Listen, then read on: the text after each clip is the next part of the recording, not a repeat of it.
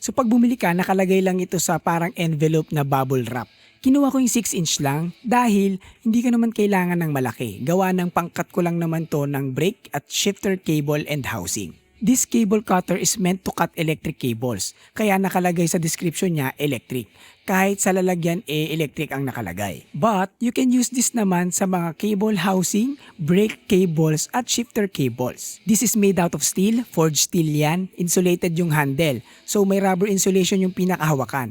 Hindi madulas, makapit din sa kamay. Proper insulated yan, gawa ng pang-electric talaga yung cable cutter na ito para hindi ka makuryente. So kahit pang-electric ito, it cuts like butter sa mga cable at cable housing. Maganda yung cut sa mga housing, malinis yung cut, hindi sabog.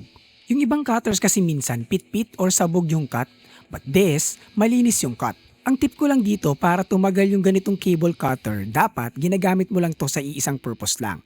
So pag nagamit mo na ito sa pang-bike, dun mo na lang gamitin. Kasi every time you use this on another thing, mas magiging mabilis na ang pag-wear ng talim nito. So use it on one purpose only. Brake cables and shifter cables, pati yung housing, isa to sa mga laging pinapalitan. Gawa ng ito ay madalas na kinakalawang at nai-stack sa mga bike mo. So kailangan at least marunong kang magpalit niyan at magkumpuni. So this tool will help you to do that. So dapat meron ka nito sa toolbox mo.